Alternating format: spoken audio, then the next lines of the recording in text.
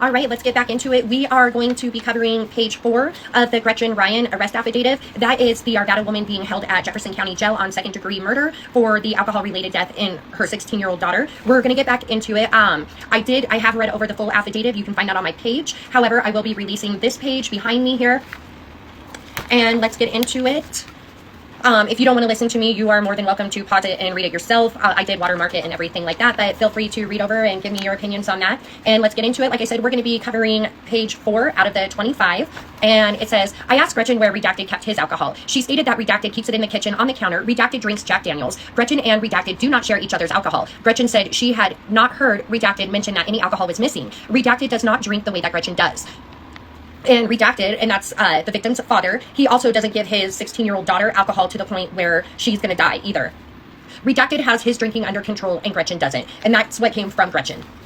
And Gretchen, you're a fucking monster. If you give any substance to a minor and you're an adult, you are the biggest piece of shit. I repeated that Gretchen suspected that Redacted had been drinking. Gretchen responded, I do. I asked Gretchen why Gretchen thought that. Other than the factors Gretchen already stated, like Redacted acting loopy and vomiting, Gretchen said that was basically it. No, because you knew you were giving it to her. You just forgot to, add that part. Along with Redacted not eating, Gretchen said Redacted typically skipped eating 1 or 2 days every week. Redacted would skip every meal during the entire day when this happens and say she was just not hungry. No, you knew that you were giving your daughter just obscene amounts of vodka and letting her drink like she wanted. And no, you killed your daughter. She wanted help. She asked for help and you killed her.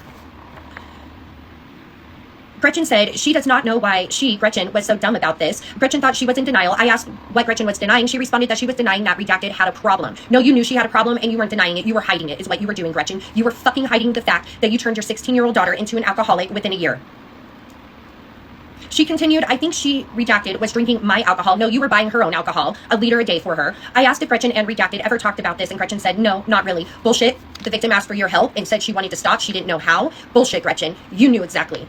I then told Gretchen that it seemed that she was perceptive and had made some observations about Redacted's behavior. I said it would be reasonable for Gretchen to have noticed that some of her alcohol was missing, particularly if Redacted was drinking such large quantities of it. Gretchen said, I probably did notice to some degree. I repeated that Gretchen noticed this a little bit. Gretchen agreed, saying, I noticed it a little bit, but not a lot. I asked Gretchen who she thought was consuming the missing alcohol. Gretchen laughed, you fucking bitch, and said she thought it was either her, Gretchen, consuming the alcohol without noticing it, or Redacted sneaking the alcohol without Gretchen noticing it. No, she didn't have to sneak. You were the one providing her the alcohol, Gretchen. Why you lying, bitch? Why you lying? And that is why you are sitting in Jefferson County Jail, a half a mile from me, awaiting next week's preliminary hearing. I asked if Gretchen and Redacted had talked about the missing alcohol. Gretchen first said no. She then said that she actually did talk with Redacted about it. Redacted admitted that she had gotten some alcohol from so-and-so and that she had snuck some from you, Gretchen. I said it seemed that Gretchen and Redacted actually talked fairly often about alcohol, and Gretchen agreed with this. Yeah, because you were giving it to her. Of course you guys were talking about alcohol. That was the only drinking partner you had because your husband, you alienated from everybody, like you and the victim, so he wouldn't catch on. So you had somebody to fucking drink with, you fucking loser. Gretchen, you're a bitch. I asked Gretchen how Redacted was acting the previous night when she last talked with Redacted. Gretchen said Redacted seemed a little out of it, but Gretchen thought that was due to the Syncope syndrome or whatever it was. Gretchen kept asking Redacted if she was okay and what was going on. Redacted responded she was fine and she just did not feel good. I asked Gretchen to describe how Redacted was talking. Gretchen said Redacted sounded pretty normal. She was possibly slurring her words a little bit, but Gretchen did not remember it being bad.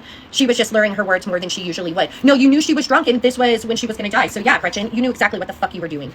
I then asked Gretchen if she and Redacted had been drinking together last night. I stated that it seemed like a reasonable thing that could have happened due to Gretchen and Redacted proximity, and since it seemed like alcohol impacted a lot of things that happened in the home. Gretchen said, if I was drunk, I probably might have let her. No, you let her have a liter. I asked Gretchen if she had been drunk. Gretchen said, oh yeah. I asked Gretchen again if Redacted was drinking with her last night. Gretchen responded, she might have. I might have let her had some. No, you knew she had been, and you knew you let her have some even after having a seizure. I asked Gretchen how much Redacted drank last night. Gretchen responded, not much that I saw. She then pointed approximately to the center of an oversized mason jar, which apparently contained water and was on the table next to Gretchen. She said, probably a cup like this. I asked Gretchen if she was indicating that Redacted consumed approximately half of an oversized mason jar of alcohol last night. Gretchen responded, in the affirmative.